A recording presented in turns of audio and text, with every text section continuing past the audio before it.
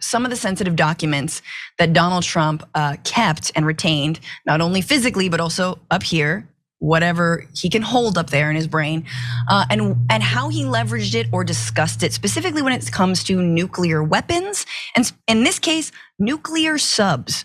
So there's new reporting, thanks to a disclosure from Jack Smith's team, that months after leaving the White House, former President Donald Trump allegedly discussed potentially sensitive information about US nuclear submarines with a member of his Mar-a-Lago Club, who happened to be an Australian billionaire who then allegedly shared the information with scores of others, including more than a dozen foreign officials, several of his own employees, and a handful of journalists, according to sources familiar with the matter.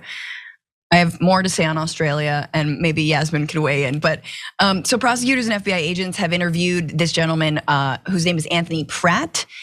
He runs a Pratt Industries, which is a big packing company, I believe. In those interviews, Pratt described how, looking to make conversation with Trump during a meeting at Mar-a-Lago in April 2021, he brought up the American submarine fleet, which the two had discussed before. Hey, remember that thing that you probably weren't supposed to tell me? That you don't even tell me more. Tell me it again, Trump. According to Pratt's account, as described by the sources, Pratt told Trump he believed Australia should start buying its submarines from the United States. To which an excited Trump, leaning toward Pratt as if to be discreet, then told Pratt two pieces of information about US submarines, the supposed exact number of nuclear warheads they routinely carry, and exactly how close they supposedly can get to a Russian submarine without being detected. Interestingly, later that year, Australia decided to purchase, actually, interestingly, earlier this year, Australia wound up purchasing submarines from the United States. Now they're not nuclear powered, or they don't have nuclear warheads, supposedly. But still, interesting, the strings that they could pull. A Trump spokesperson said, President Trump did nothing wrong, has always insisted on the truth and transparency, and acted in a proper manner according to the law. Yeah, too much transparency, bro, too much. Here's my thing, Yasmin, with this story is that why is it always Australia?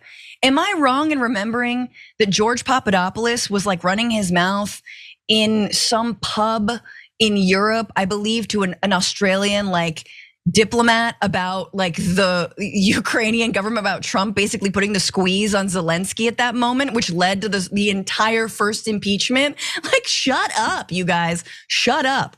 You could like do your crimes, but shut up about it if you don't want to get caught.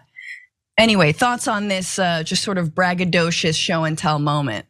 It's so funny that you mentioned that about Australia, because I forgot about that. But yeah, I think you're right. That I don't know what it is about Australians and why they're so involved in our politics. We already know about the Murdochs. Like, they're very like, why are you so obsessed with us, Australia?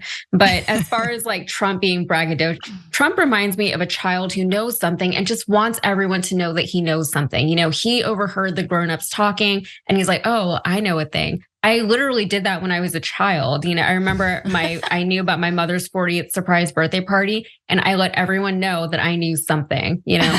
But Trump is a very old man and he should know better. He should be acting a little bit more responsibly. And then as far as, you know, being trustworthy and being transparent with all this information, no, there's a difference between discerning what is need to know information and what isn't, and being transparent. You know, being transparent doesn't mean that everyone needs to know everything about everything. And as someone who was and is looking to be again the president of the United States, they should have more mental intelligence, you know, just like emotional intelligence to understand the difference between those two things. Yeah, absolutely. I mean, and it's like if he's doing this with anyone, just again, it's like if you're a member of the club, you're a paying member, he automatically sees that as you're in my circle, you're my friend, you already paid to be here, to be close to me, next to me, and so why not? Like, you know, you've already paid for my loyalty, so I'm gonna give you this piece of information. You're a billionaire who has a massively important company.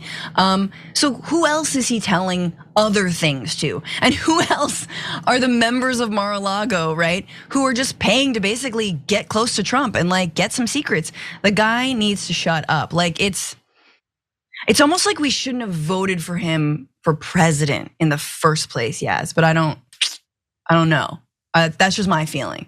But anyway, much more in the Jack Smith case and the documents case. It'll be very, very interesting how all of this plays out. And I feel like we're gonna find out a lot more about the secrets that he spilled.